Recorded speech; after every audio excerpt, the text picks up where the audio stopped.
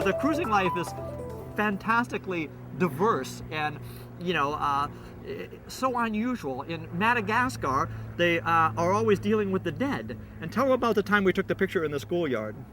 Oh, well, they believe, their stories, like we have a boogeyman. Well, their boogeyman is a white guy with a white beard, because the pirates used to come and kidnap people and take them away to be slaves. So that's their boogeyman. So the parents are always telling their kids, watch out for the white guy with the white beard, and here he comes. And I've got this camera, I'm walking by the school, and the schoolmaster comes out and says, oh, who are you? I tell him, he says, oh, can the kids see her? Because they never see a guy. So the kids, they all want to touch her because of her skin. Oh dear, they were afraid. They're always touching. Yeah.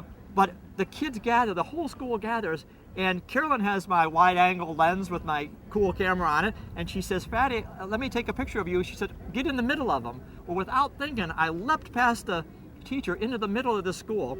Well, some of those kids are still running to this day. I mean, there was not a kid within sight 30 seconds later. I mean, the entire school dispersed in tears, screaming. Trees broke down as they went. And Carolyn's like, oh, I guess that wasn't such a good idea.